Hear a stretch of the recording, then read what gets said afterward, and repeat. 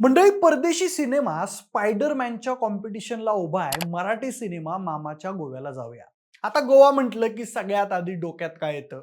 Beach, मित्रांसोबतची trip, धमाल, मस्ती आणि भरपूर कॉमेडी किंवा मग अनेकांची अजून बाकीच असलेली ट्रिप. गोवा म्हणजे भारतातल्या तरुणाईचं आकर्षण. त्यामुळेच बॉलिवूड असो की मराठी सिनेमा, आजवर गोव्याचं आकर्षण वाढवणारे बरेच चित्रपट आले आहेत. आता काल परवा मामाच्या गोव्याला जाऊया हा एक नव्या टाईपचा मराठी पिक्चर आलाय. तुम्ही जर युट्यूबवर स्ट्रगलर साला सिरीज बघितली असेल तर त्यातलेच कलाकार तुम्हाला या पिक्चर मध्ये मोठ्या पडद्यावर दिसतायत. पण मंडळी, हा चित्रपट कसा आहे? फक्त स्ट्रगलर सालाच्या चाहत्यांनाच आवडेल की सगळ्यांना आवडेल? चित्रपटात काय कमी, काय जास्त, काय झालंय हे जाणून घेणार आहोत आजच्या या व्हिडिओच्या माध्यमातून. नमस्कार, मी प्रथमेश आणि तुम्ही पाहताय विषयच भारी. मंडळी, संतोष जुवेकर, अंकुश चौधरी आणि कुशल बद्रिके या तीन अभिनेत्यांची प्रमुख भूमिका असलेला हा कॉमेडी चित्रपट मामाच्या गोव्याला जाऊया कालच पाहिला. आता सर्वात आधी कथेबद्दल बोलायचं झालं तर ही कथा चार मित्रांची आहे.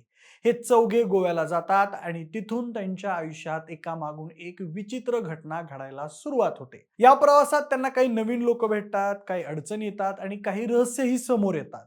कथानक फार गुंतागुंतीचं नाही, उलट अनेक ठिकाणी पुढे काय होणार याचा अंदाज सहज येतो. पण या चित्रपटाचं वैशिष्ट्य कथा नाही आहे, तर ती सांगण्याची पद्धत आहे. एकाच घटनेची वेगवेगळ्या पात्रांच्या दृष्टिकोनातून मांडणी करण्यात आली आहे. त्यामुळे साधी कथा असली तरी ती थोडी वेगळी आणि रंजक वाटते. हा प्रयोग नवीन नसला तरी मराठी चित्रपटामध्ये तो फारसा बघायला मिळत नाही. त्यामुळे दिग्दर्शक विजू माने यांनी काहीतरी वेगळं करण्याचा प्रयत्न केलाय असं नक्कीच म्हणता येईल. पण या चित्रपटाबद्दल एक गोष्ट सुरुवातीलाच समजून घ्यायला हवी. जर तुम्ही स्ट्रगलर साला ही यूट्यूब सिरीज पाहिली असेल आणि त्यातील विनोदी पात्रांची केमिस्ट्री आणि त्यांची भाषा जर तुम्हाला आवडत असेल तर हा चित्रपट तुम्हाला जास्त आवडण्याची शक्यता आहे. कारण हा चित्रपट त्या सिरीजच्या एक्सटेंडेड व्हर्जन सारखाच अनेकांना वाटतो, असं म्हणायला हरकत नाही. आणि जर तुम्ही स्ट्रगलर साला पाहिलेली नसेल तर मात्र तुमच्यासाठी हा चित्रपट म्हणजे नक्कीच नवीन काहीतरी अनुभव असेल. मराठीत शक्यतो या टाईपचे विनोद मोठ्या पडद्यावर बघायला मिळत नाहीत. त्यामुळे हा चित्रपट एकदा तरी नक्कीच बघण्यासारखा आहे. चित्रपटातील सर्वात मोठी ताकद म्हणजे कलाकारांमधील केमिस्ट्री.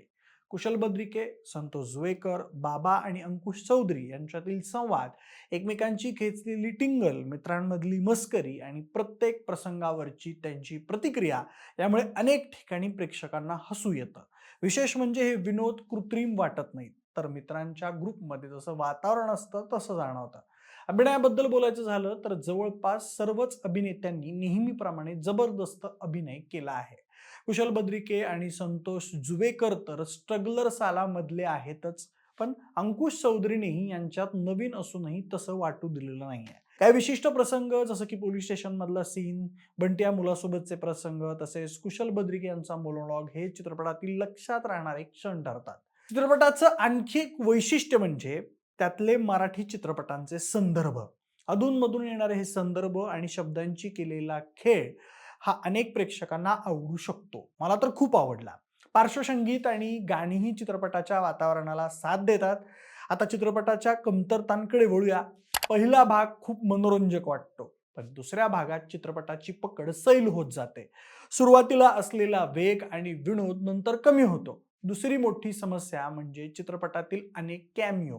काही कॅमिओ, विशेषतः प्रवीण तरडे आणि मकरंद अनासपुरे यांचे प्रसंग प्रभावी वाटतात, पण अनेक कॅमिओ कथेला पुढे नेण्याऐवजी तिचा वेग कमी करतात. त्यामुळे दुसऱ्या भागात कथा थोडी भरकटल्यासारखी वाटते.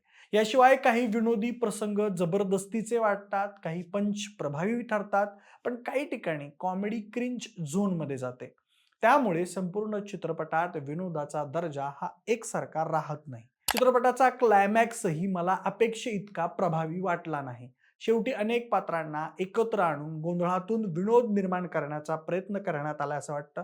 जसा बॉलिवूडच्या हंगामा हेराफेरीमध्ये बघायला मिळतो, पण तो तेवढा विनोदी जमून आल्यासारखं वाटत नाही.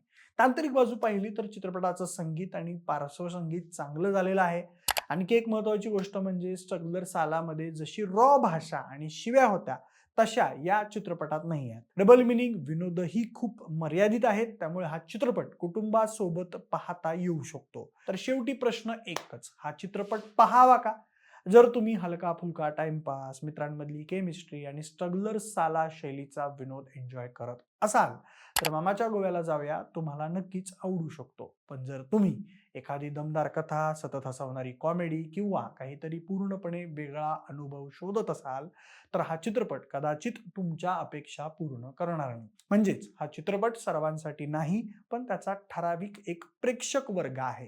त्या प्रेक्षकांसाठी हा चित्रपट मनोरंजन करतो, तर इतरांसाठी तो एक साधा हलका फुलका वन टाइम वॉच ठरू शकतो. विकेंडला कुटुंबासोबत जाऊन मस्तपैकी 2-2.5 तास हसून येऊ शकता. पण मंडळी, तुम्ही हा चित्रपट पाहिला का? जर पाहिला असेल तर तो तुम्हाला कसा वाटला आणि मित्रांसोबत तुम्ही हा मूव्ही पाहायला जाण्याचा प्लॅन करताय का? आम्हाला तुमच्या प्रतिक्रिया कमेंटमध्ये नक्की कळवा आणि सोबतच विशेष भरीच्या YouTube चॅनलला सबस्क्राईब करायला अजिबात विसरू नका. धन्यवाद.